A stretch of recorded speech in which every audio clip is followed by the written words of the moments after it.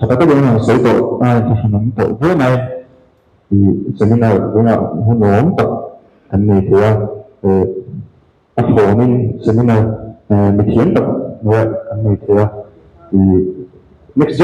gen kan siya ko to so ako so ma sẽ như nào cái tổ huy mình chơi cái đằng cao thì mình mà sẽ đến như hồ nên vô nhà đằng cao thì lộ đằng cao thì không này thì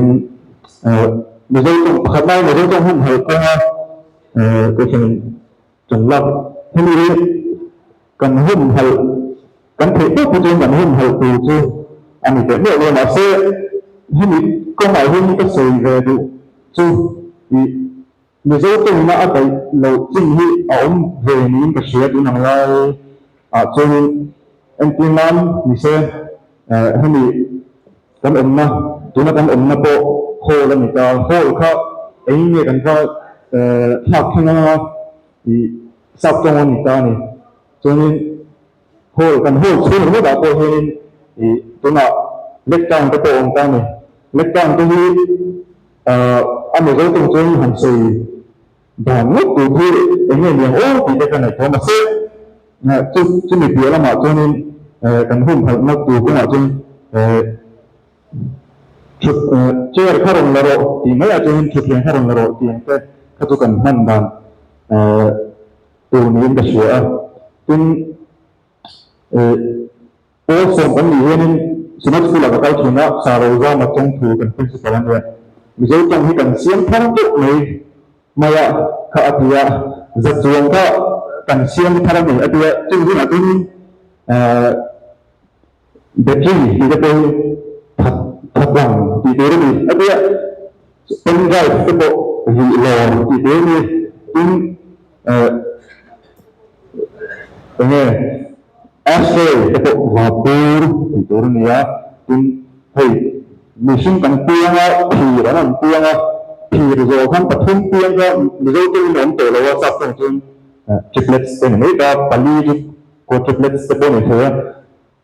mà sau này rồi tôi học trên tập trung là những thì thế thì tali lừa tala người thì thế mà sau tìm đến đây là năm tài khoản gì đó làm gì cái gì cái gì của mấy ta lại có ổn rồi ổn thì nó cũng lại để ổn không sao trong người mà sau này rồi trong ông mấy tháng cần năm chuyện này theo mình sẽ làm rồi nó đi tập trung đi rồi thì cái này thì hai KGP là mà hơn cái rốt tổ trên KGP là chúng ta đang lấy hàng cái rốt tổ mà sẽ cái hơn rồi lấy cái thứ kia thì anh nó sẽ biết ở trên thì câu chuyện như vậy trong đầu thì đầu tư Mỹ cần ngay thì hơn cần trông chơi hơn thổ lồng cắn lá nó nghỉ lâu trên áp tổ nào hơn hơn cái gì nào cần gì lên thì áp thì chia lồng ô cái tiền hơn cái gì ví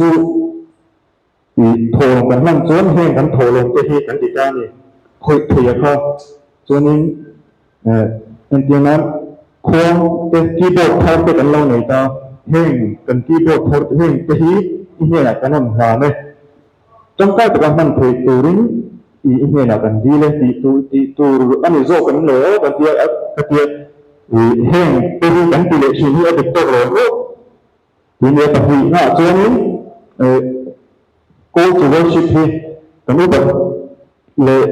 cần rồi cái bộ cái tổ thối này cô chủ worship cần thì tập thiên cái tổ rất sớm nào nó sắp đến đang thì mang ở đồng gì cho nên ở đồng gì nó sắp đến rồi thì tập thiên chỉ tới vô bằng u thì rõ tập thiên thứ Bible mi chia ra hiện ô lâu cái thì cái cần chia thành cho này mà sẽ hình như nó cũng là tập thiên thứ Bible mi cần chia ra mà sẽ Bible bốn lệ ra là nó cũng là sự cái gì ngày lâu nó thành là gì cần dỗ tổ thành này thì cho nên tập thuần mà cho nên person Hipalina son pasarina nanay tapsin din kun na tiền tê thằng này có đây là ông chú thì bố phượng vẫn bị lái thuốc không cần principal tôi đầu ra là trong thủ này nào hay lấy khoa bằng gì đó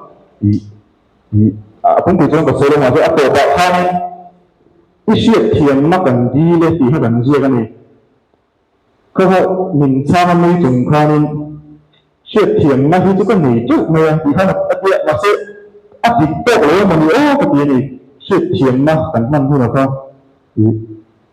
ini chuyện thiền cần đi lên thì dốc từ cái gì thì không